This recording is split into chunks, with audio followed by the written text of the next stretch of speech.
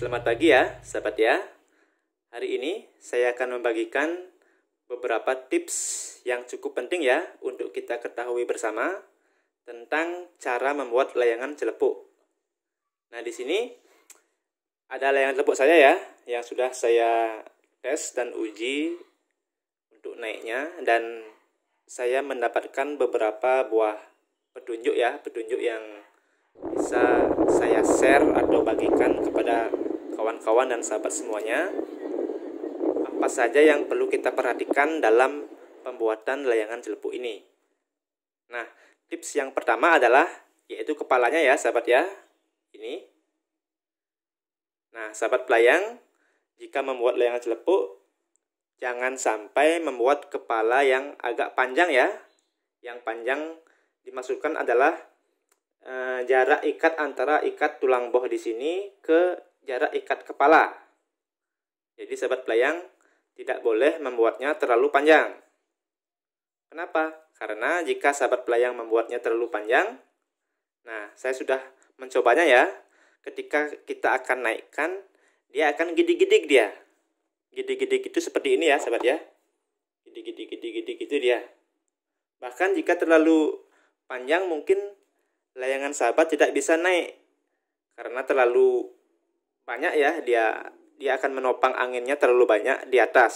Sedangkan dengan adanya tanduk ini akan menambah angin yang menerpanya. Jadi dia tidak mau naik jika kepalanya terlalu panjang.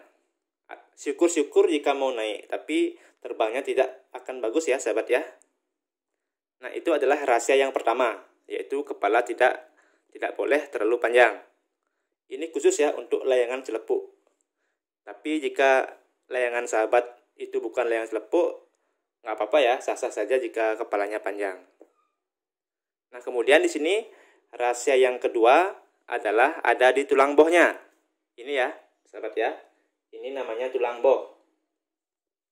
Nah, seperti yang sudah saya jelaskan tentang teknikal dari tulang boh itu, jika sahabat pelayang sudah menontonnya ya tentang cara membuat tulang boh, saya sudah jelaskan ada 3 jenis bentuk tulang boh, yaitu tipe A, B, dan C.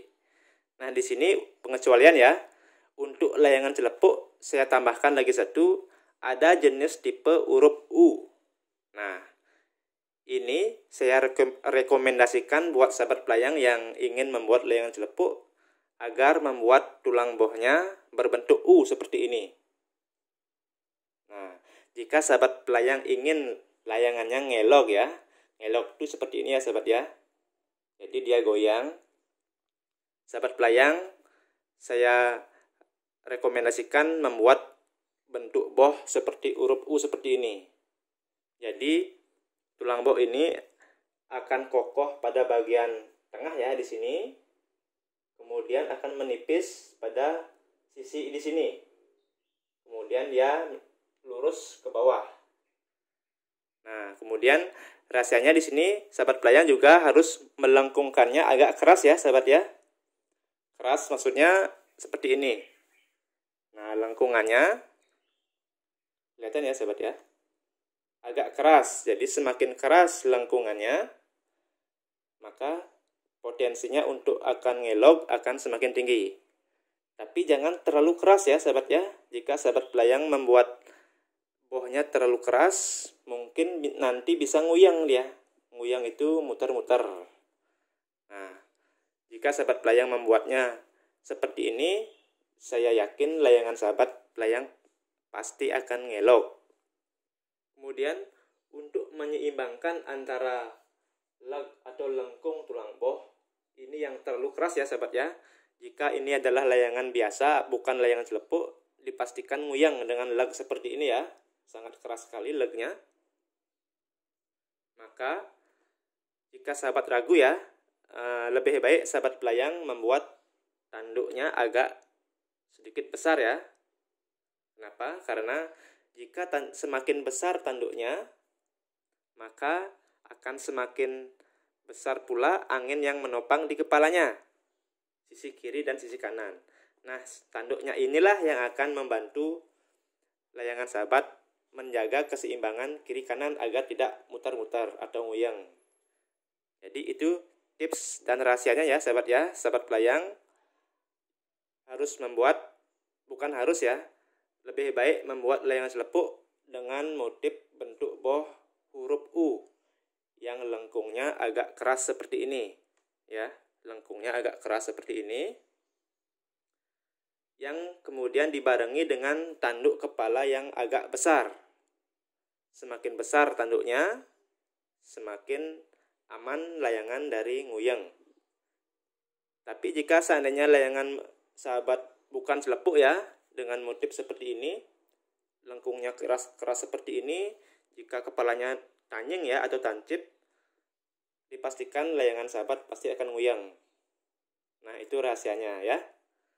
Jadi saya untuk membuat layangan selepuk selalu membuat layangan mulai dari sekarang ya, membuat layangan dengan motif boh berbentuk huruf U seperti ini.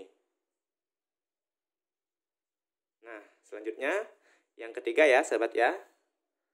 Kita perhatikan pada tulang bangkiangnya di sini. Rahasia di tulang bangkiang. Jika sahabat pelayang membuat layangan selepuk dan ingin agar layangan sahabat tidak ngelok di bawah ya, dan jika ingin agak ke atas terbangnya, mau dia ngindang, usahakan membuat tulang bangkiangnya agak ke atas ya, jangan seperti saya ini. Nah, jika sahabat pelayang membuat atau mengikat ikatannya tulang bangkiang yang agak ke bawah seperti ini ya, jadi otomatis tali timbangnya antara jarak di sini dan di sini, tempat mengikat tali timbang kita pasti akan jauh.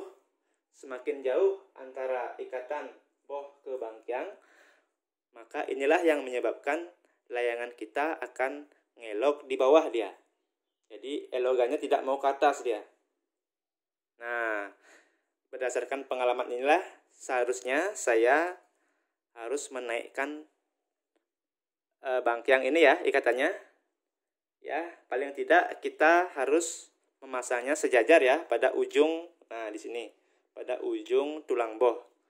Jadi seberapa keras lengkungan boh sahabat pelayang, kita ukur sejajar di sini. Seharusnya saya ikat di sini ya, sahabat ya. Jadi nanti ketika saya ikat di sini tulang bangkiangnya, jarak antara ikat boh ke bangkiang tidak terlalu jauh. Jadi dampaknya tali timbangnya pun nanti akan tidak terlalu jauh dan layangannya bisa naik atau mengudara dengan lebih tinggi ya. Jadi itu rahasia yang ketiga. Sahabat pelayang harus membuat ikatan bangkiangnya tidak terlalu jauh ke bawah. Selanjutnya yang keempat ya. Nah, jika sahabat pelayang ingin membuat layangan selepuk yang menurut saya bagus ya bentuknya, jadi ada banyak teman-teman kita yang bertanya bagaimana caranya agar membuat layangan selepuk dengan bentuk yang bagus gitu. Jadi menurut saya ya, bentuk layangan selepuk yang bagus itu adalah bentuk yang dinamis. Nah, di sini saya merekomendasikan sahabat pelayang untuk mengikat ikatan ekornya sejajar dengan bentuk lengkung tulang bohnya. Seperti ini ya sahabat ya. Misalnya lengkungannya di sini, sudutnya seperti ini, maka kita juga harus membuat atau mengikat harus sejajar pada ekornya ya. Kita kira-kira seperti ini. Kemudian kita ikat seperti ini. Jangan sampai tidak sejajar antara lekukan tulang boh dengan tulang ekor. Jadi kita bisa perkirakan sendiri ya. Sahabat mengerti kan maksudnya? Sejajar antara lengkungan tulang boh dengan jarak bentuk dari ekor. Jangan sampai segitu ya, misalnya tulang bohnya seperti ini, jangan sampai kita ikat seperti ini, terlalu bengkang, atau seperti ini, terlalu kecil ya nanti. Jadi kita buat sejajar antara lengkungan tulang boh, kemudian ekor sejajar. Nah, dengan potongan seperti ini, saya rasa layangan sahabat mungkin nantinya pasti akan lebih bagus terlihat di udara ya. Jadi itu saja ya, rahasia-rahasia atau poin-poin yang penting dalam membuat layangan celepuk. Jadi tips dan trik ini saya bagikan ya atas dasar pengalaman saya dalam membuat layangan celepuk.